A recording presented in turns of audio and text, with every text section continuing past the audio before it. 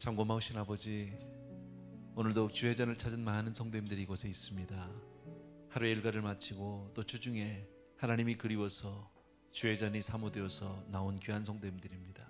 하나님 앞에 나온 모든 성도님들을 하나님 기억하시고 한 분 한 분 하나님의 큰 축복으로 위로로 하나님의 은혜로 함께하여 주옵소서. 예수님의 이름으로 기도합니다. 아멘. 아멘. 예. 잘 오셨습니다. 예. 오늘 찬양을 조금 일찍 끝냈네. 잘했어요. 참 수고하셨습니다. 한 가지만 여러분들에게 기도 부탁드릴 것. 그 다음에 정정 광고는요. 우리 고등부 그 멕시코에 집 지으러 가는 게 지난 주일날 주보에 월요일로 돼 있었는데 이번 주일날 떠납니다. 저도 잘 몰랐는데 주일날 오후 1시에 출발하게 돼 있습니다. 그러니까 위에서 기도도 해주시고요. 아이들이 이렇게 움직이다 보면 혹시라도 또 뭐 큰일은 없겠지만 안전사고 우리 꼭 주의해 주셔야 되고 기도해 주셔야 되고요. 그저 겉으로는 집 지러 가는 것 같아도 사실은 아이들이 예수 이름 들고 가는 겁니다. 그곳에서 만나는 영혼들에게 직접 우리가 많은 복음을 전하지는 못한다 할지라도 우리의 섬김을 통해서 또 이렇게 정말 그리스도의 사랑을 전할 수 있는 우리 아이들이 그런 마음을 가지고 따뜻한 주님의 마음으로 다가가게 되기를 바랍니다. 위에서 기도해 주시고요. 오늘 하나님 말씀은요, 창세기 23장이에요.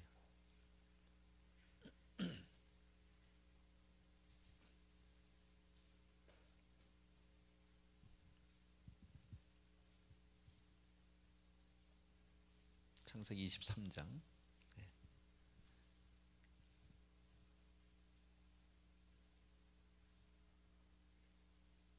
다 찾았으면요 1절 한 절만 같이 읽을까요? 1절 먼저 시작. 사라가 127세를 살았으니 이것이 곧 사라의 향년이라. 127살 오래 살았어요, 그죠? 사라라는 한 여인을 우리가 생각해 보면 사라는 그 결혼 생활에서 특별한 일은 없었던 것 같아요. 그렇게 뭐 크게 모나는 사람도 아니고 또 그렇게 큰 사건이 있었던 사람도 아니고 그러나 사라에게 있었던 우리 큰 아픔 다 알지만 오랫동안 아이를 낳지 못해서 많이 힘들어했죠. 남편의 사랑도 많이 받았지만 참 많이 남몰래 힘들고 외롭고 고민하고 뭐 그런 시간들 우리가 짐작해 볼 수 있습니다. 그런데 사라는 가만히 울고만 있지는 않았어요. 보면 애 못 낳은 거에 대해서 그냥 할 수 없지 하고 포기해 버린 것도 아니고 자기 몸종 하갈을 통해서라도 어떻게 해서든지 애를 낳아보려고, 물론 낳죠 결과적으로요. 낳고 났더니 이 하갈이 달라졌어요.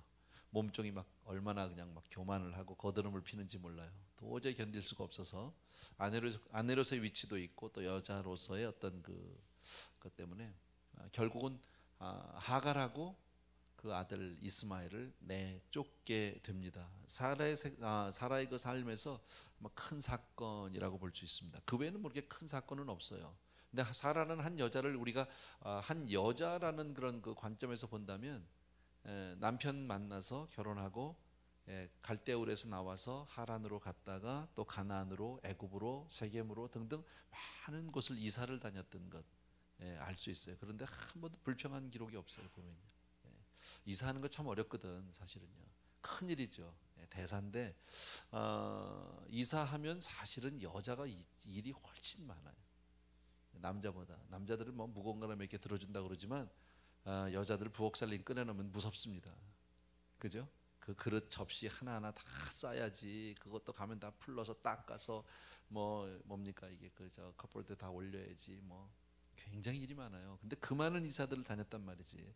또 이사할 때마다 정리할 물건은 어떻게 그렇게 많습니까? 이제 버려야 될 것들, 이걸 왜 가지고 있었나 도대체. 1년 내내 몇 년간 쓰지도 않던 것도 있고 나오는 것도 보고 아까워서 버리지도 못하고 두지도 못하고 이런 모든 것들은 사실은 남자들의 일이기보다는 여자들의 일이에요. 사라를 보면 그런 많은 일들, 근데 자기 남편을 따라서 말없이 순종한, 어떤 여자 같으면 그냥 막 이사 많이 다닌다고 뭐 남편하고 부부싸움도 좀 할만 하잖아요. 바가지 긁을만 하잖아요.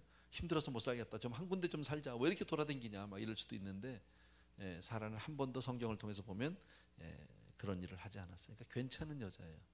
그러니까 남자들은 특별히 그 하나님께서 주신 한 여인을 가슴 아프게 하면 안 된다.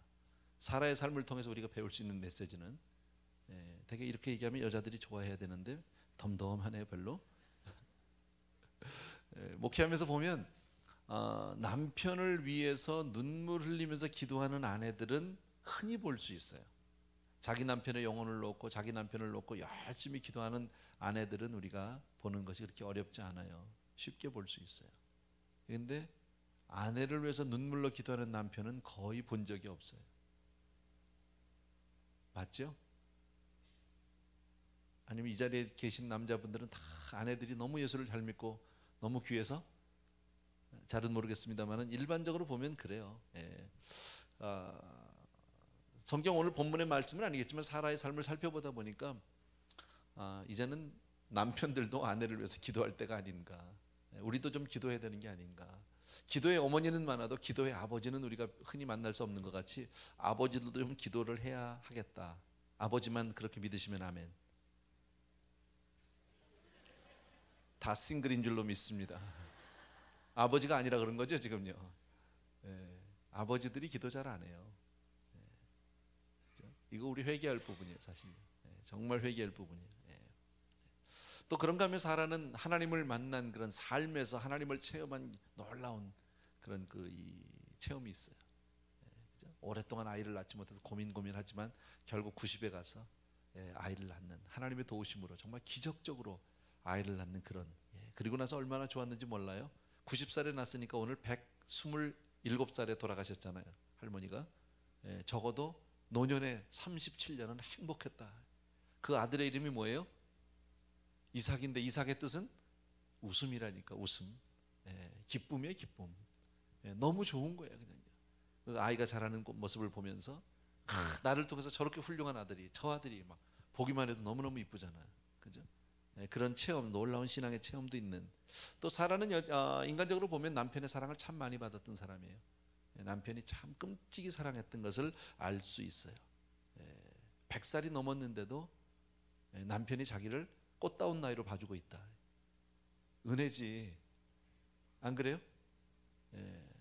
할머니가 100살이나 됐는데 뭘 꽃다운 나이로 봐주고 있어요. 근데 사라 아브라함을 보면 그래요 안 그래요? 그래요. 자기 안에 그냥 누가 채갈까봐, 누가 뺏어갈까봐 막 그냥 노심초사하는 그 아브라함의 모습을 성경에서 우리는 많이 보잖아요. 그렇게 이쁠 수 있을까? 계속해서.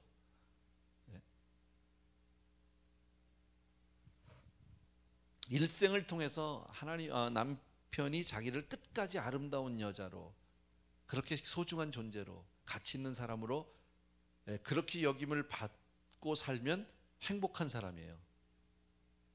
아니에요? 여자분들 왜 가만히 있어? 맞아 안 맞아? 맞잖아. 그잖아요. 일생 동안 그렇게 남편이 자기를 귀하게 소중하게 여겨줄 수 있다면 정말 그 여자는 복받은 여자죠. 잘 살고 못 살고를 떠나서 남편의 끊임없는 사랑을 받으면 대단한 여자. 물론 아브라함이 한 두 번 좀 성경에 보면 한 두 번 정도 그 사랑을 의심하게 한 사건도 없지 않아 있습니다. 그렇게 늘 사랑해 주는 것 같더니 갑자기 위기를 만나니까 갑자기 뭐 오빠라고 그래라, 뭐 누이라고 그러자. 너무 실망스러운. 이 남자 정말 맞아? 이거 나 사랑한 거 맞는 거야? 뭐 이런 생각도 없지 않아 들었겠지만, 그러나 아브라함의 거의 대부분의 삶, 사라의 삶을 보게 되면 어쨌든 남편의 사랑을 많이 받은 여자다라는 거예요. 그러나 그렇게 이랬든 저랬든 그 많은 이야기들 우리가 사라에 대해서 그냥 대강 좀 짚어봐도요, 그래도 한 번은 가야 한다. 맞죠? 127살에 드디어 하나님의 부르심을 받고 하나님의 품으로. 뭐 노년에 또 하나 들 수 있다면 아들의 사랑도 많이 받았겠지요. 이삭이 커가면서 뭐 효도도 받았을 것 같고 그 아들의 사랑 많이 좋았을 겁니다. 그러나 100살을 살면 뭐합니까? 언젠가는 가야지요. 하나님이 정한 때가 있다. 우리도 있다 없다? 있다. 인간의 수명이 요새 얼마나 되나요? 한 7, 80?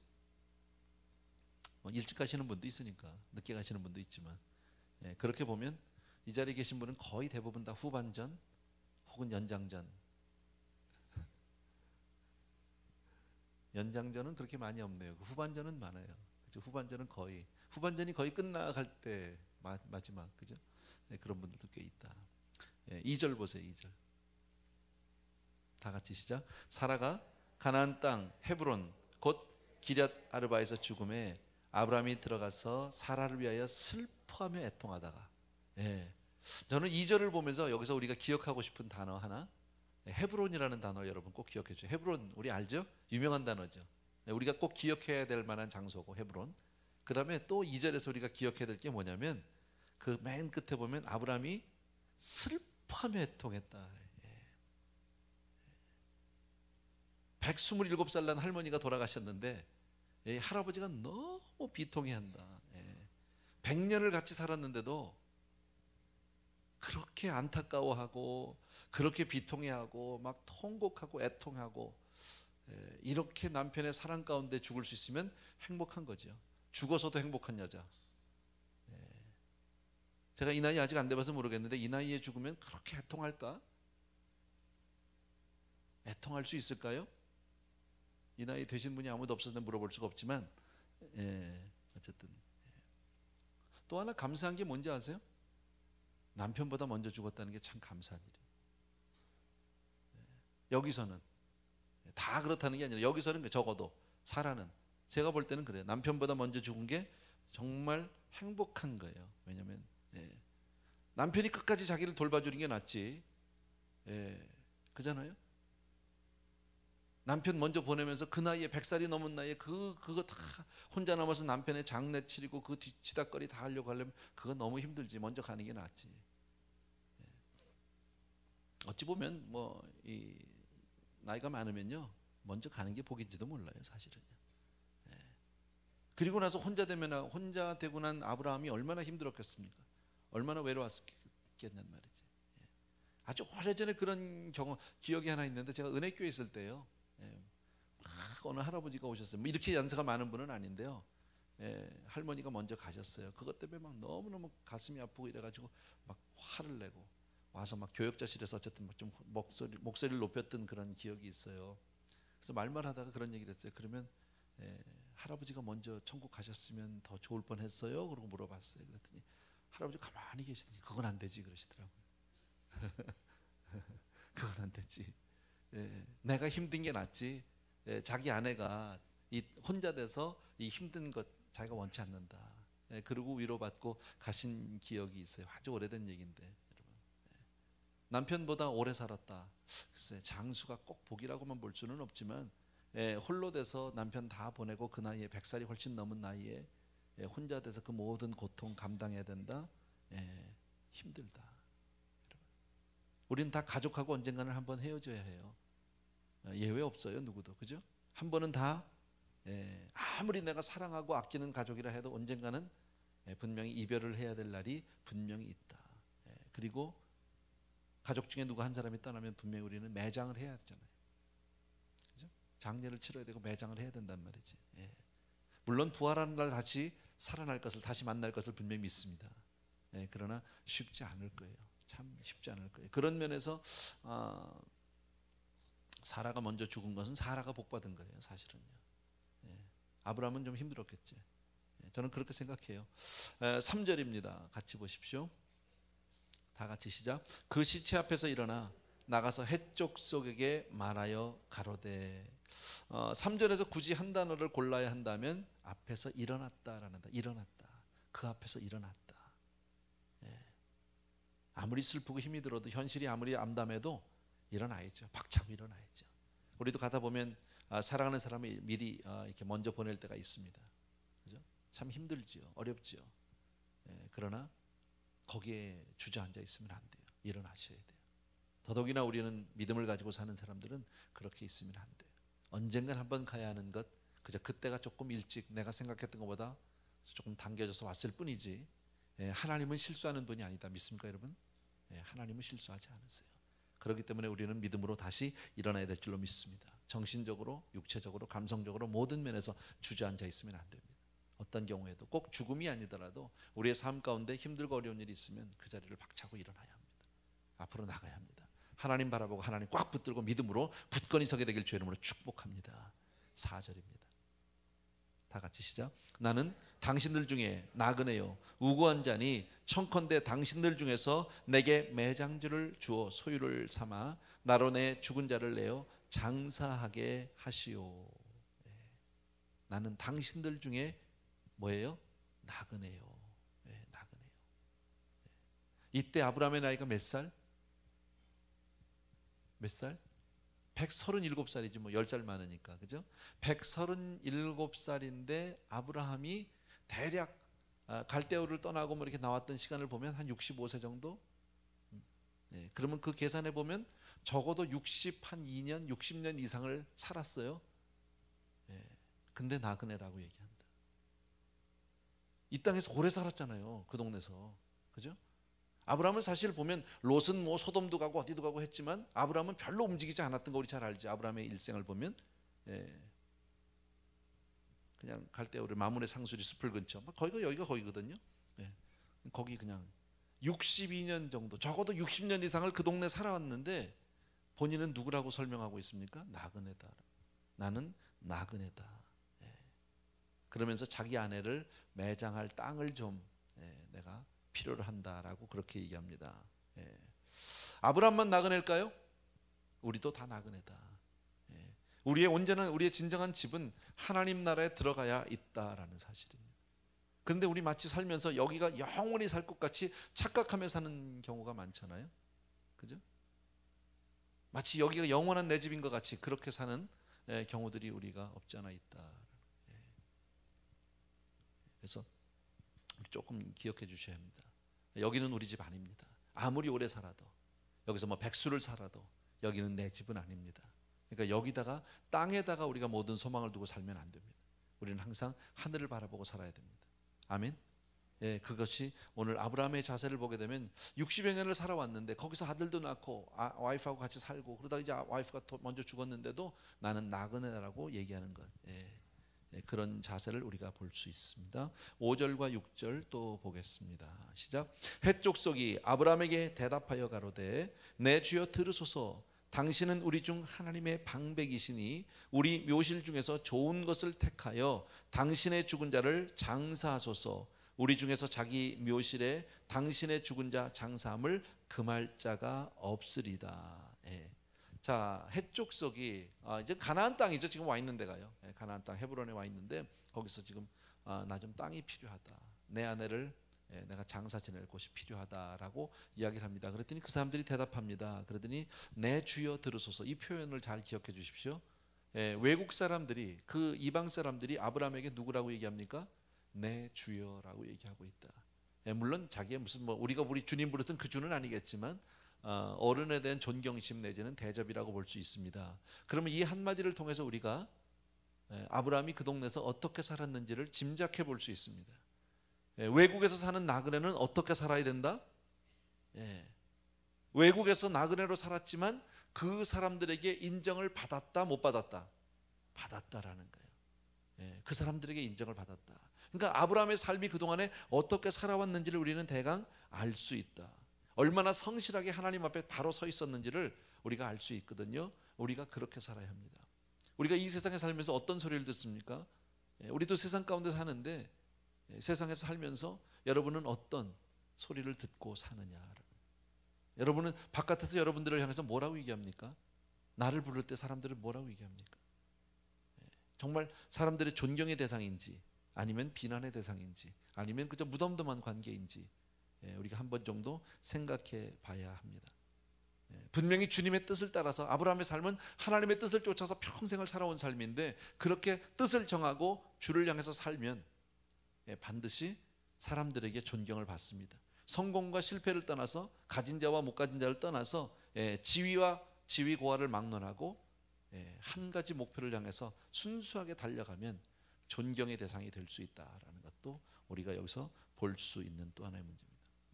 자, 헷족속 사람이 이렇게 얘기하죠. 우리 묘실 중에서 좋은 것을 택해서 당신의 죽은 자를 장사하시오. 우리 중에서 자기 묘실에 당신의 죽은 자를 장사함이 금할 사람이 없다. 그냥 필요한 대로 쓰세요. 그 얘기죠.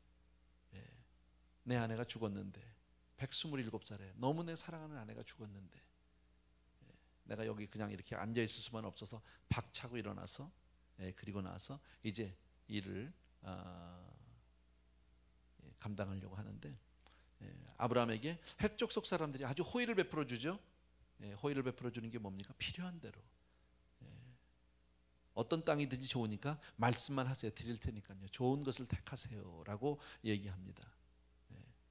참 귀하죠. 이제 아름다운 모습입니다. 물론 이렇게 가족 누군가가 이렇게 슬픔을 당하고 어려움을 당하면 주변에 있는 사람들이 그를 향해서 이렇게 위로해주고 싶은 건 뭐 인지상정이겠죠. 잘해주고 싶은 거죠. 그러나 아브라함이 잘 살아왔기 때문에 정말 존경받을 만한 사람이었기 때문에 이런 일이 있었던 것이 아닌가라고 생각해 봅니다. 7절 보세요. 다 같이 시작. 아브라함이 일어나 그 땅 거민 해쪽 속을 향하여 몸을 굽히고 자, 아브라함이 일어나서 그 땅 거민 해쪽 속을 향해서 몸을 굽혔대요. 몸을 굽혔다는 것은 어떤 겸손의 표현이라고 볼 수 있는데 이때 아브라함의 나이가 몇 살이다? 137살. 노인이에요. 연세가 많은 분이에요. 근데 자기보다 다 나이가 어린 사람들일 텐데 그 앞에서 겸손하게 자세를 낮추는 모습을 볼 수 있습니다. 여러분, 사람들은 대개 나이가 들면 함부로 말합니다.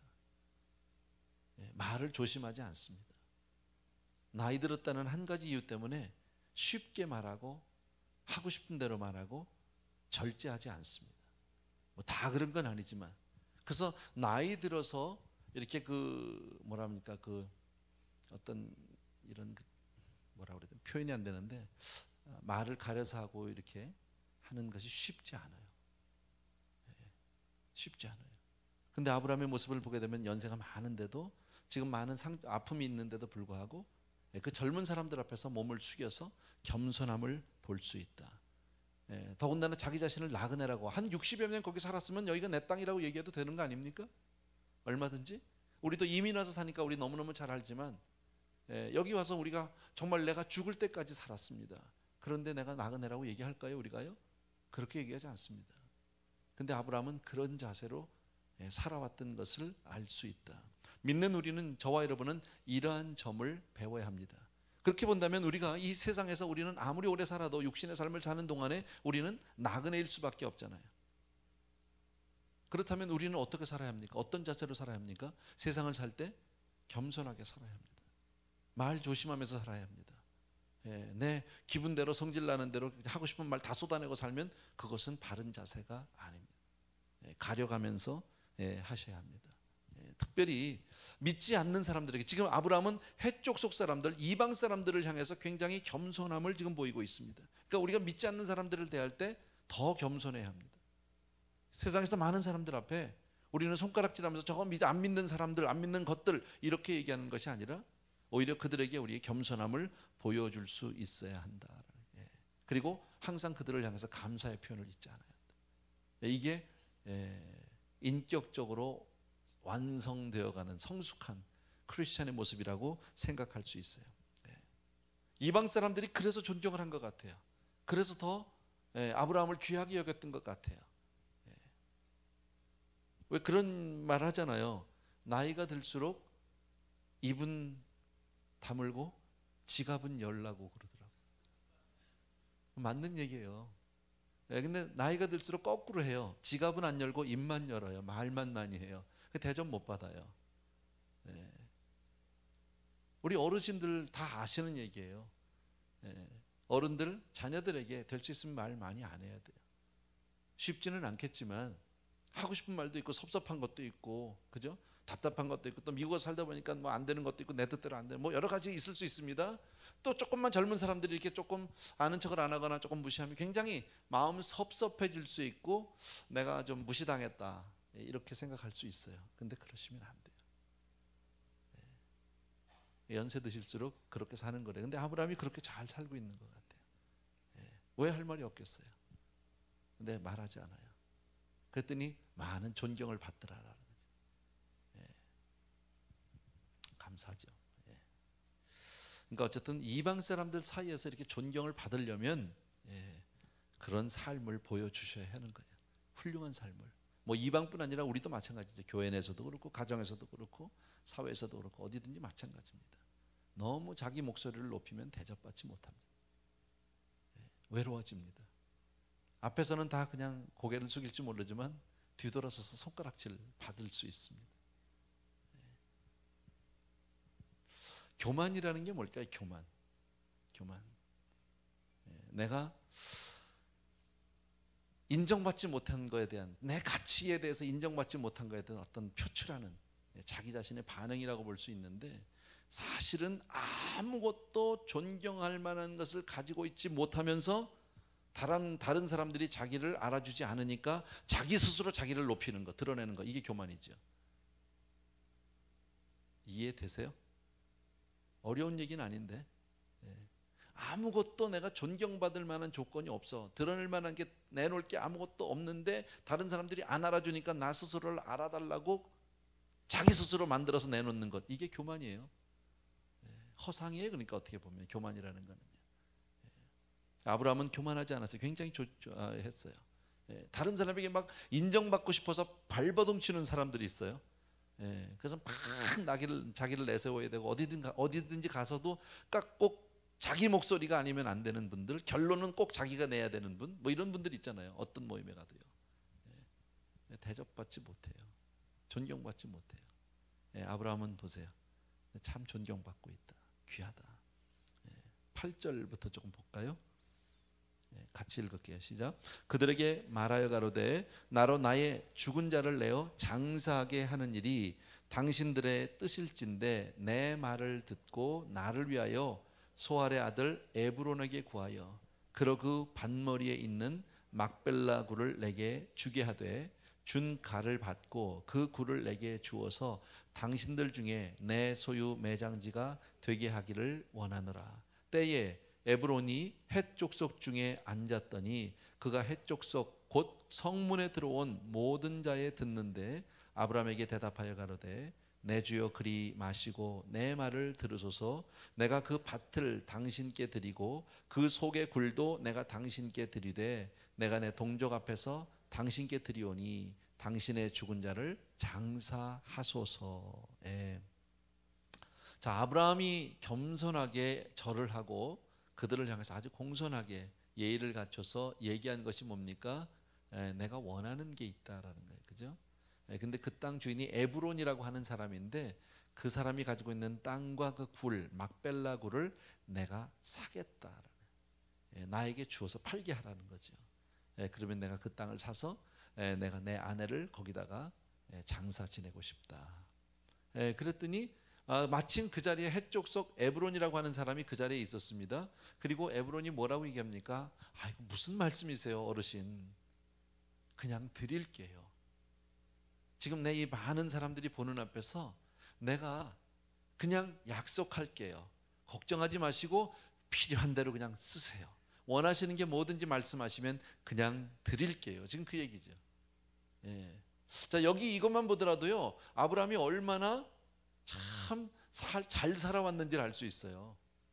내 땅 그저 주겠다는 사람이 어디 있습니까? 거저 주겠다는데 아브라함은 사겠다고 그랬어요. 근데 그냥 주겠다라는 거예요. 근데 아브라함이 그 호의를 정중히 거절합니다. 받지 않습니다. 거저 생길 수 있는데 받지 않습니다. 그리고 에브론이 주겠다고는 그 땅 내가 사겠다. 살 수 있도록 좀 설득해 달라고. 내가 그 땅 사고 싶습니다. 참 이 정도로 우리가 인정받고 살 수 있으면 너무 좋죠. 예수 믿는 사람들이 바깥에서 우리가 살아가면서 이렇게 인정받을 수 있으면 너무 좋죠. 어떠세요?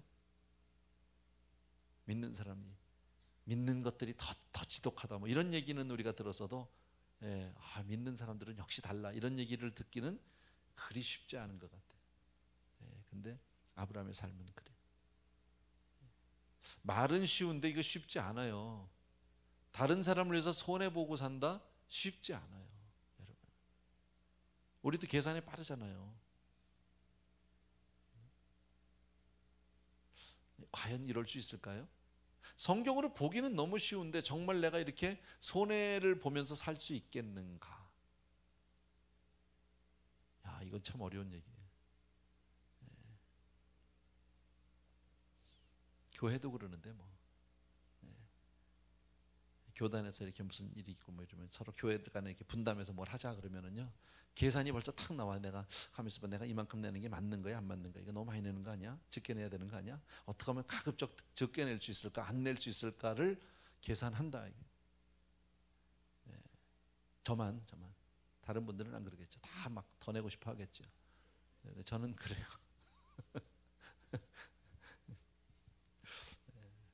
어쨌든 우리는 믿지 않는 사람들 가운데서 분명히 살아야 하고 앞으로도 살고 또 살고 있고 살아야 하는데 어떻게 사세요?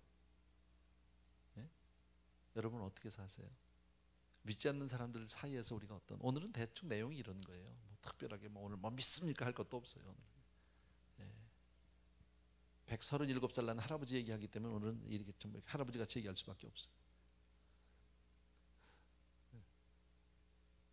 힘들어요. 12절 13절 보세요. 다 같이 읽습니다. 시작. 아브라함이 이에 그 땅 백성을 대하여 몸을 굽히고 그 땅 백성에 듣는데 에브론에게 말하여 가로되 당신이 합당히 여기면 청컨대 내 말을 들으시오. 내가 그 밭값을 당신에게 주리니 당신은 내게서 받으시오. 내가 나의 죽은 자를 거기 장사하겠노라.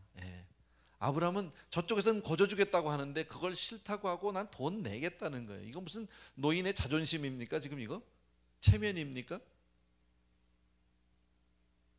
뭘 얘기하려고 지금 성경에 이런 걸 써놨을까요? 다시 한번 겸손히 절을 하면서 나 거저는 못 받겠다는 거지. 나 반드시 돈 내겠다. 꼭 내야 된다. 근데 재미난 게 여기 당신이 합당히 여기면이라는 말이 있죠. 당신이 합당히 여기면 13절에 보니까 혹이라도 당신 마음에 들지 않으면 안 하겠다. 상대방에 대해서 배려죠, 배려. 당신이 합당히 여기면 나 꼭 내고 싶습니다. 근데 꼭 그 부탁을 들어주셨으면 좋겠습니다.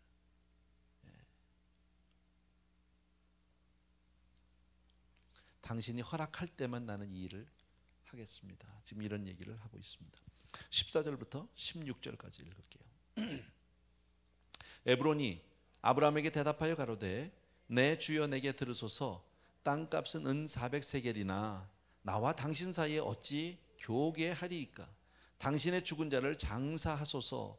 아브라함이 에브론의 말을 쫓아 에브론이 헷 족속이 듣는 데서 말한 대로 상고에 통용하는 은 400세겔을 달아 에브론에게 주었다. 아브라함은 거저 얻을 수 있는 땅을 은 400세겔을 주고 샀습니다. 공짜로 얻을 수 있는 땅인데 거저 주겠다는데. 자, 오늘은 이 얘기만 알고 우리가 오늘 마치면 됩니다. 오늘 굉장히 일찍 끝날 것 같습니다. 별로 오늘 할 얘기가 없어요. 23일. 그렇다고 그 다음 장으로 넘어갈 수도 없고 그래서 아니면 뭐 기도나 많이 하지요. 뭐 너무 좋지요.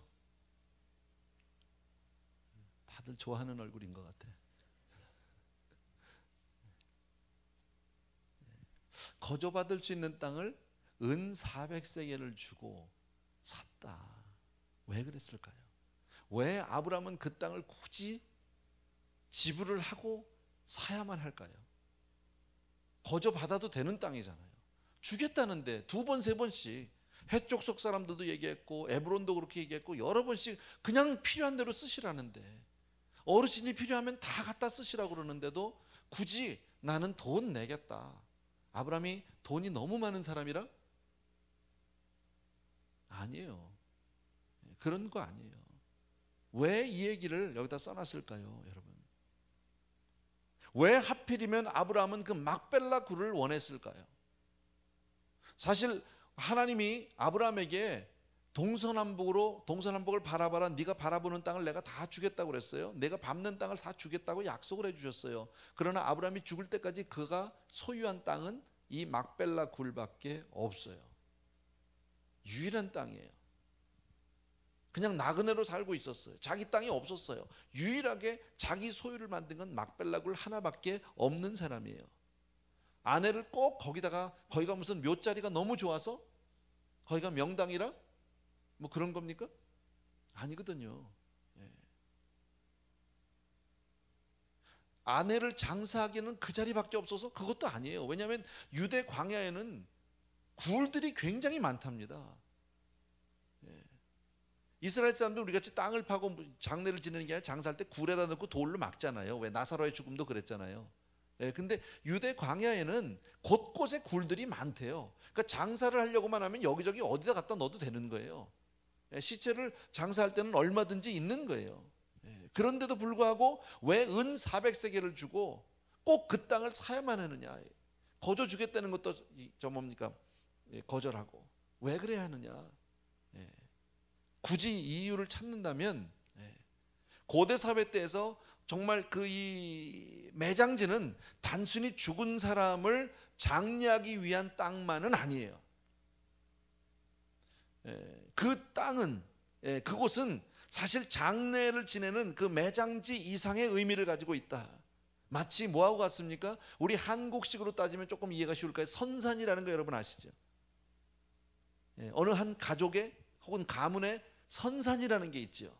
근데 거기는 매장지 이상의 의미를 가지고 있죠.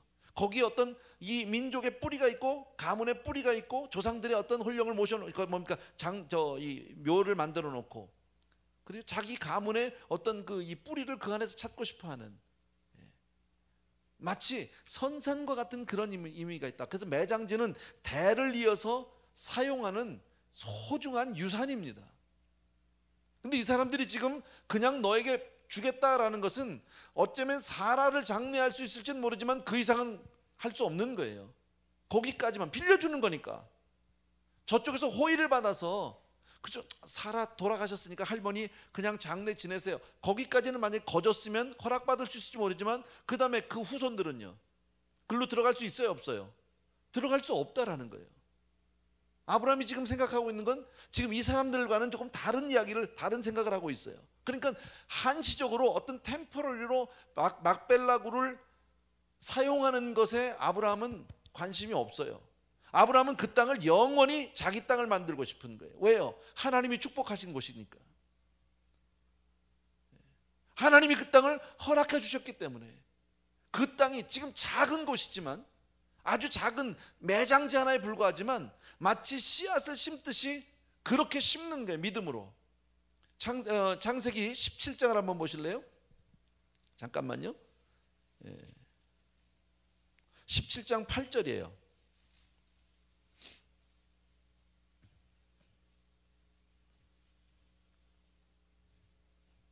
하나님이 아브라함에게 이런 약속을 해주셨어요. 8절 다 같이 읽습니다. 시작. 내가 너와 내 후손에게 너의 우거하는 이 땅 곧 가나안 일경으로 주어 영원한 기업이 되게 하고 나는 그들의 하나님이 되리라 그랬습니다.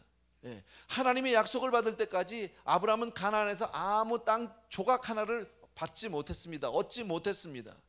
근데 드디어 자기 아내가 죽으면서 이제 그 땅을 자기가 사서 영원한 자기의 소유로 삼는 것이다. 영구적인 소유권을 위해서 자기는 그 땅을 꼭 구입하고자 했던 것이다. 작은 것이라도 내가 대가를 지불하고 그래 가져야만 가치가 있다.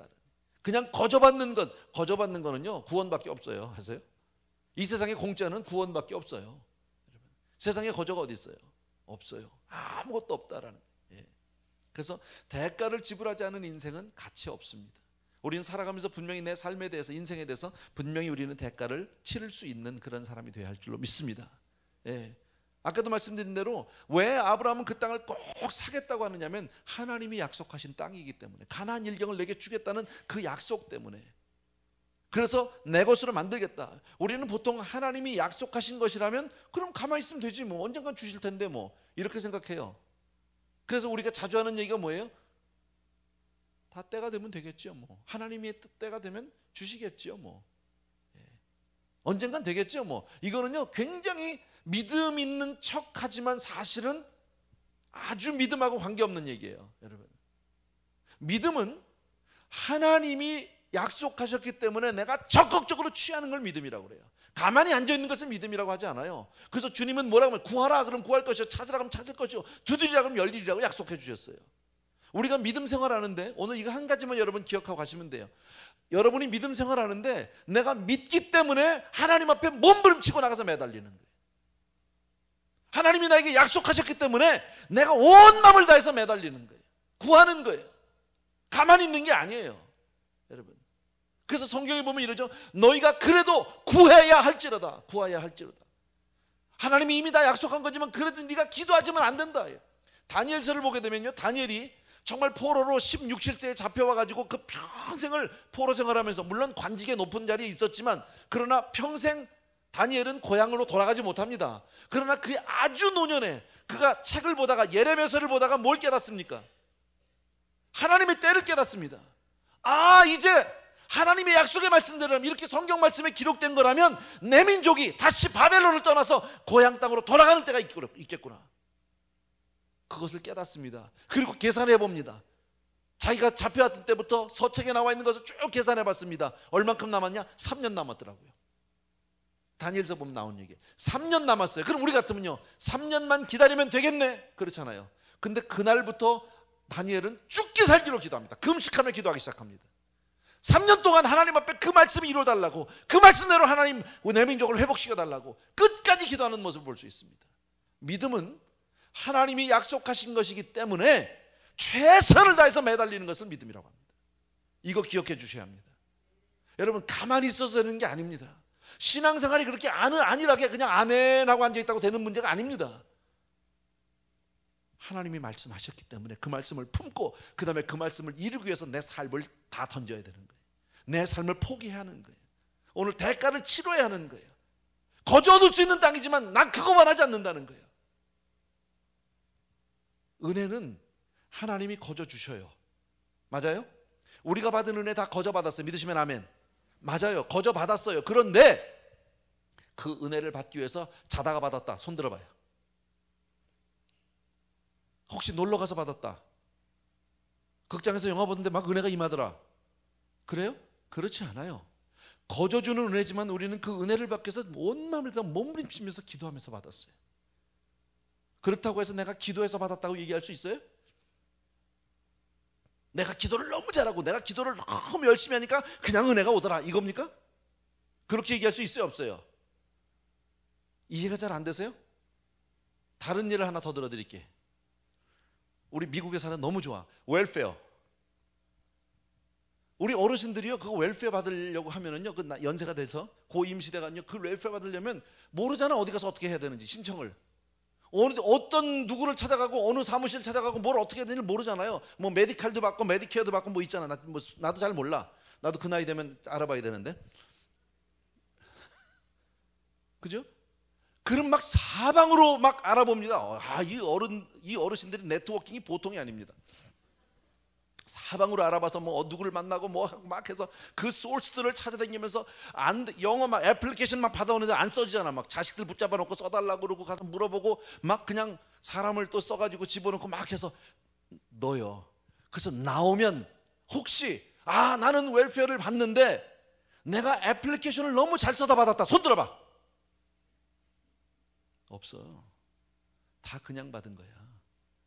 그래 안 그래요? 안 받으니까 모르죠. 받아도 받는다고 얘기 안 하겠지만 어쨌든 어르신들이 그거 받을 때요, 다 거저 받는 거잖아. 나라에서 그냥 준 거잖아.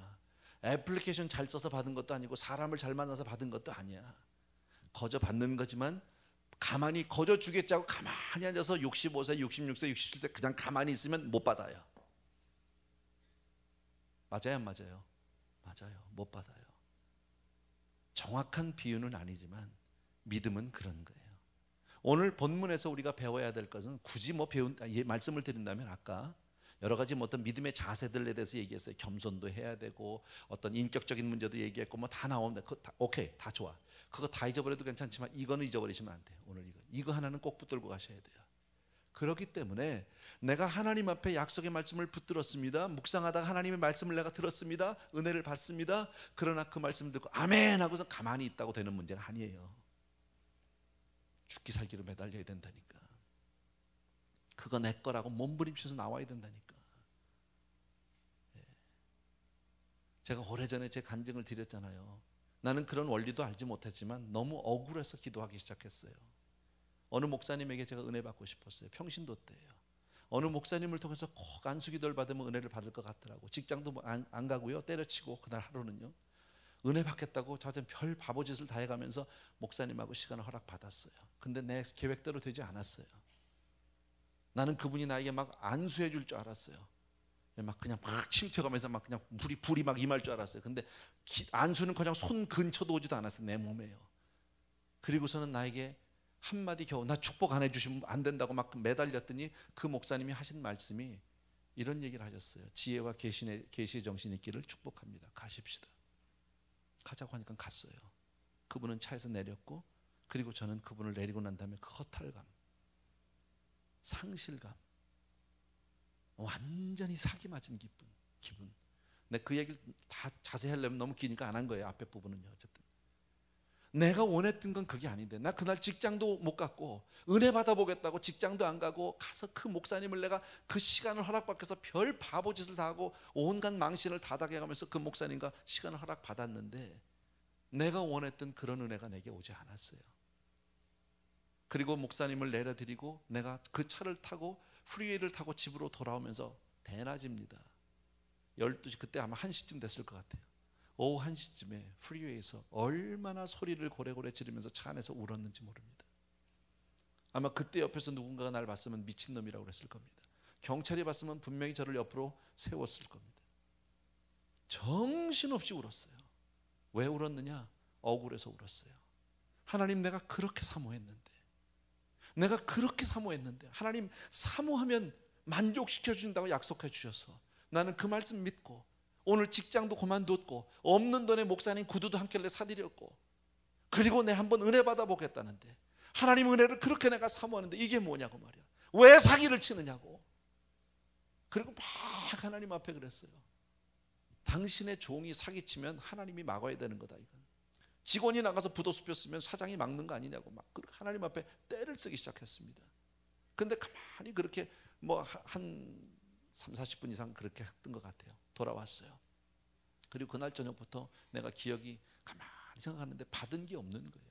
그분한테 유일하게 내가 들었던 음성은 지혜와 계시의 정신이 있을 것을 축복한, 그거 외에는 못 받았어요. 그게 뭔지도 몰라. 지혜와 계시의 정신이 뭔지도 몰라. 나중에 보니까 에베소서 1장에 있는 말씀이더라고. 한참 뒤에 알았어요. 그건요. 예. 기도할 때마다 내가 그 말씀을 놓고, 하나님, 당신의 종이 나에게 지혜와 계시의 정신이 있다고 축복했으니까 내놓으세요. 내 그날부터요 한 번도 빼지 않고 기도 때마다 했어요. 뭔지도 모르고, 그게 뭔지도 모르고 기도했어요. 6년 정도 기도했을 때요. 정확하게 내가 날짜를 쉬지 않았어요. 만 6년을 기도했는데 내 마음 가운데 이런 음성이 들렸어요. 혼자서요.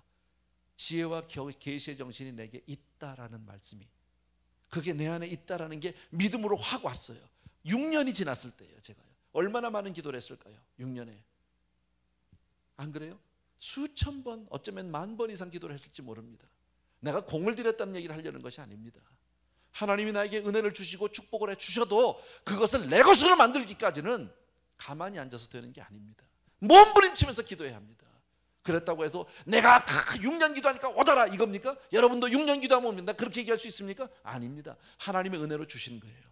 근데 저는 지나고 보니까요, 목회자로서 설교자로서 나는 최고의 복을 받은 사람이라는 것이 깨달아졌어요. 지혜와 계시 정신이라는 게 뭡니까? 하나님의 말씀을 보는데 그게 깨달아지면 되는 거 아니에요? 이해가 되면 되는 거 아니에요? 저 같은 사람이 여러분에게 성경 말씀을 이렇게 같이 전할 수 있고 여러분이 알아듣기 쉽게 내가 설명할 수 있도록 내가 이해할 수 있다면 나는 그 은혜 최고의 은사를 받은 거 아니냐고. 그게 여러분 하나님이 주신 은혜지 내가 얻어낸 것은 아니지만 그 은혜를 믿음으로 내가 받기까지는 그 노력은 내가 해야 돼요. 그래서 제가 말씀드리고, 믿음은 하나님을 믿기 때문에 최선을 다하는 것을 믿음이라고 한다. 거저 주겠다는 것도 아니고 내 돈 내고 사겠다고 얘기하는 이유가 뭐예요? 나는 그 땅에서 하나님의 약속의 말씀을, 아까 창세기 17장 8절에 아까 봤죠? 하나님이 이 가나안 지경을 주겠다고 약속한 그 말씀이 정말 작은 막발락을 하나지만 아브라함은 거기에다 믿음을 심은 거예요. 그리고 이것은 내 소유인 거예요. 이스라엘 사람들이 아직도 그 땅을, 가나안 땅을, 지금 있는 그 이스라엘 그 땅을 다 내 것이라고 주장하는 이유가 어디 있습니까? 여기에 있습니다. 샀다는 거예요. 거저 받은 게 잠시 있다가 없어지는 그런 선물로 받았던 것이 아니라 내가 내 것으로 만들었다는, 하나님이 약속하셨고 그것을 얻기까지 내가 최선을 다해서 가지고 있었다라는 거예요. 아멘. 여러분, 이게 믿음이에요. 여러분 꼭 기억해 주셔서, 가만히 있어서는 아무것도 얻어지지 않아요. 신앙생활 가만히 앉아서 아무것도 되지 않아요. 정말 가만히 앉아서 여기까지 왔으니까 정말 하나님의 은혜야. 여기까지 온 것도 하나님의 은혜야. 그러나 여러분이 여기서 멈추고 싶지 않고 더 많은 것을, 더 정말 하나님으로부터 더 많은 것을 내가 누리고 싶고 더 얻기 싶으면 매달리셔야 돼요. 하나님의 약속의 말씀을 품고 그 다음에 매달리셔야 돼요. 그 말씀이 내 거라고 몸부림치며 매달리셔야 돼요. 여러분의 자녀를 축복하고 싶으면 하나님의 약속의 말씀을 통해서 자녀 손 1000대까지 축복해 주는 약속의 말씀을 붙들고 몸부림치며 기도하셔야 돼요. 가만히 있으면 내가 예수 믿으니까 뭐 내 아들도 예수 믿겠지, 그 다음에 손자도 믿겠지. 천만의 말씀 안 돼. 효력 없어. 그거는요. 내가 대가를 치러야 돼요. 노력하셔야 돼요. 아멘. 17절부터 우리 마지막 절 읽고 마치겠습니다. 17절부터 같이 읽습니다. 시작. 마므레 앞 막벨라에 있는 에브론의 밭을 바꾸어 그 속의 굴과 그 사방에 둘린 수목을 다 성문에 들어온 헷 족속 앞에서 아브람의 소유로 정한지라. 그 후에 아브람이 그 안에 사라를 가나안 땅 마므레 앞 막벨라 밭굴에 장사하였더라. 마므레는 곧 어디예요? 헤브론이에요. 이와 같이 그 밭과 그 속의 굴을 헷 족속이 아브람 소유 매장지로 정하였더라. 예. 아브라함은 결국 그 땅을 값을 주고 샀고, 그리고 그 대가를 지불하고 산 땅은 영원히 아브라함과 그 가문의 소유가 되었더라. 아브라함이 소유한 건 작은 막벨라굴 하나지만 거기서부터 시작해서 온 가나안 지형이 다 하나님이 주신 그 약속의 말씀이 바로 아브라함의 집의 소유가 되었다라는. 여러분, 믿음은 그런 거예요. 꼭 기억해 주셔야 합니다.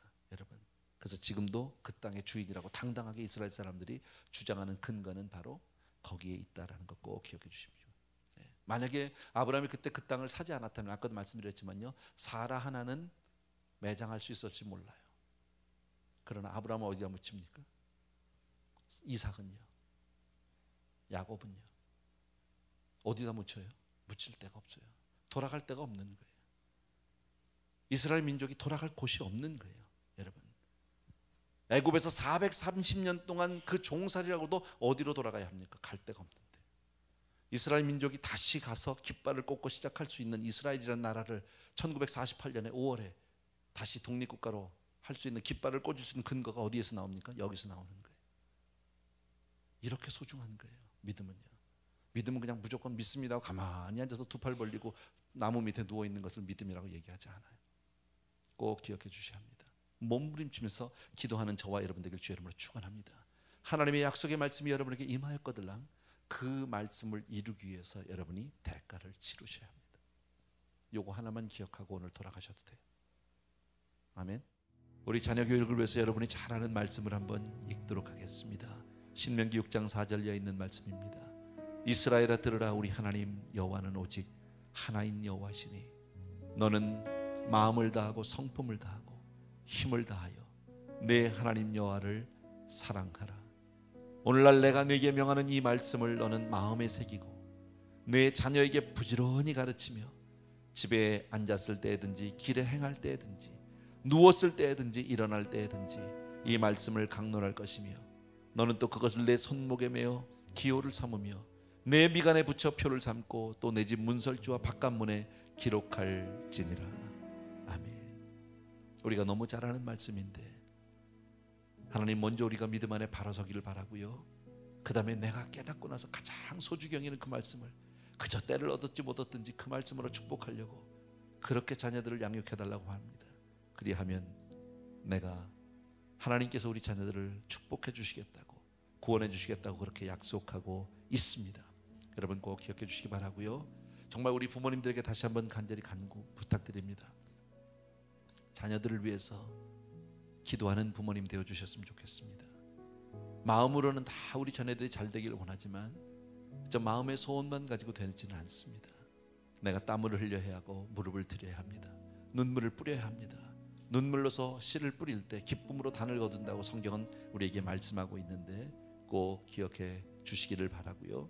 정말 하나님 앞에 먼저 복받은 부모로서 하나님의 사람으로서 우리가 이 복을 전하는 그런 아름다운 우리 부모님들 되길 주 이름으로 축원합니다. 그리고 아까 말씀드린 몇몇 가지 우리 그 자세들을 한번 기억하겠습니다. 우리는 이 땅에 아무리 오래 살아도, 아무리 우리가 이 땅에서 정말 중요한 일을 감당하고 있다 할지라도 우리는 나그네에 불과하다는 것 여러분 꼭 기억해 주셔야 합니다. 우리의 소망은 이곳에 있지 않습니다. 우리는 이 땅을 다 벗어버리고 이 땅을 떠나서 하나님 나라를 사모하는 마음으로 늘 살아야 할 줄로 믿습니다. 그래서 어떤 경우에도 우리는 낙심할 수 없습니다. 심지어 내 아내가 세상을 떠났다 할지라도 자리를 박차고 일어나는 우리가 되어야 할 줄로 믿습니다. 그렇다고 해서 이 세상과 우리가 외면하고 등 돌리고 사는 것 아니라 세상 사람들에게 인정받을 수 있는, 존경받을 수 있는 그런 믿음의 사람, 인격의 사람, 겸손의 사람 되기를 주의 이름으로 축원합니다. 나 자신을 위해서 이 시간 한번 기도하고 싶습니다. 오늘 주신 말씀과 같이 아브라함과 같이 그렇게 하나님 아름다운 인격의 소유자가 되게 하여 주옵소서. 하나님을 믿는 믿음 때문에 세상 가운데서 어찌 보면 조금 손해를 볼지도 모르고 세상에 맞지 않는, 어쩌면 시대에 맞지 않는 사람일지도 몰라도 하나님 말씀 때문에, 하나님 때문에 모든 것을 희생하며 주만 바라보고 나가는 그런 믿음의 사람 되게 하여 주옵소서. 그러나 그렇게 살면 세상으로부터 존경받습니다. 귀함받습니다. 우리 같이 한번 나 자신의 신앙을 위해서 진실하게 기도하는 시간 갖습니다. 기도하겠습니다. 사랑하는 아버지, 우리는 정말 하나님 연약한 사람들입니다. 그저 눈에 보이는 것 좋아하고 먹을 것 좋아하고, 아버지 하나님 남 좋아하는 것 우리도 다 좋아하고, 편한 것 좋아하고, 아버지의 기쁜 자리 가기를 슬픈 자리 가기보다 좋아하는 그런 얄팍한 사람들임을 아버지 하나님 주님 앞에 고백합니다. 사랑하는 아버지 하나님, 그러나 우리가 정말 아버지 하나님 앞에 그런 아름다운 인격의 소유자가 되기를 원합니다. 나의 신분, 나의 본분을 깨닫고 잊지 않게 도와주기를 간절히 소원하고, 사랑하는 아버지 하나님, 우리 사랑하는 성도님들과 더불어서 이 세상을 살아갈 때 하나님 믿음으로 살게 하여 주시옵소서. 나의 사랑의 주님, 능력의 우리 아버지 하나님, 아버지 정말 세상 가운데서 우리가 나그네로 세상 가운데 모든 것을 양보하고 놓고 갈 수 있도록 도와주기만 했는데 아버지 하나님 쉽게 세상 사람들과 더불어서 아버지 하나님 우리가 도와주기 간절히 소원합니다. 오 할렐루야 바코라바라바리리리리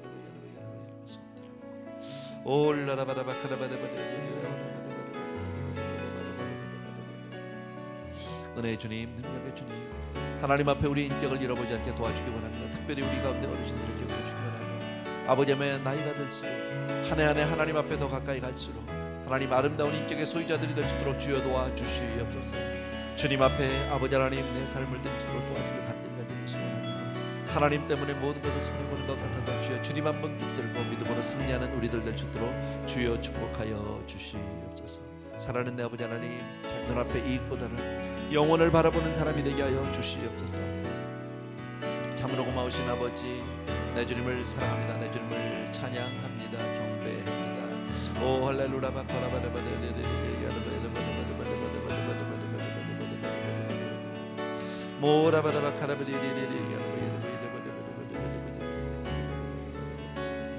아버지, 사랑합니다. 찬양합니다. 하나님, 우리 사랑하는 성도님들 한 분 한 분이 믿음으로 온전히 승리하도록 도와주시옵소서. 감사합니다. 찬양합니다. 모라바산다. 사랑하는 우리 아버지 하나님, 오늘 본문의 말씀을 통해서 하나님 우리 자신들을 바라보고 싶습니다. 우리는 세상 가운데서 너무나 열심히 살다 보니까 때로는 내가 나의 본분을 잃어버리고 살 때도 없지 않아 있습니다. 눈에 보이는 것이 다인 것처럼 여기서 어떤 일이 있어도 손해보지 않고 지지 않기 위해서 몸부림치며 살 때가 많았음을 솔직히 고백을 합니다. 그러나 사랑하는 아버지, 오늘 아브라함을 통해서 하나님 우리의 본분을, 우리의 아버지 하나님 주여 정말 진실한 내면의 모습을 볼 수 있게 도와주심을 진심으로 감사하고, 아버지 우리가 100년을 살아도 우리가 세상 가운데서 정말 이 세상을 다 내 손에 쥐고 산다고 할지라도 나그네일 수밖에 없는 우리의 모습을 보게 하여 주심을 감사합니다. 사랑하는 아버지, 우리의 소망을 이 땅에 두지 않게 도와주옵소서. 그리고 또 한 해 한 해 나이가 들어가면서 하나님 나라에 가까워가면서 아버지 하나님 오히려 하나님의 인격을 닮아가는 사람들 될 수 있도록 축복하여 주옵소서. 세상에서는 내가 인정받지 못한다 할지라도 아버지 하나님 주의 그 자비하심과 능력으로 세상을 향한 그 겸손을 나타낼 수 있는 사람들 되게 하여 주옵소서. 인격의 소유자가 되게 도와주옵소서. 사랑하는 내 아버지, 주님의 인격을 날이 갈수록 닮아가는 사람들 되게 도와주셔서 아버지 하나님 세상에 있는 모든 사람들을 그 사랑으로, 그리스도의 사랑으로 품고도 남으며 있는 그런 성도님들 다 될 수 있도록 축복하여 주옵소서. 우리가 자녀들을 위해서 정말 몸부림치며 기도하는 사람이 되길 바라고, 내 주변에 일단 내 아버지 하나님의 가족부터, 직계 가족부터 아직 다 구원하지 못했는데 사랑하는 아버지, 그들을 위해서 기도에 땀을 흘리고 수고를 아끼지 않는 사람이 되어야 할 줄로 믿습니다. 사랑하는 아버지 하나님, 우리 성도님들에게 이러한 은혜를 허락하여 주시옵시고, 오늘의 믿음의 결단이 아버지 하나님 앞으로 정말 우리의 영혼을 바꾸고 내 가문을 바꾸고 하나님 앞에 바로 서는, 내 자녀들이 하나님 앞에 축복된 자녀로 서는 그런 놀라운 그런 변화의 시간 될 수 있도록 축복하여 주옵소서. 우리 성도님들을 축복하실 줄로 믿고 예수 그리스도의 이름으로 기도합나이다. 아멘.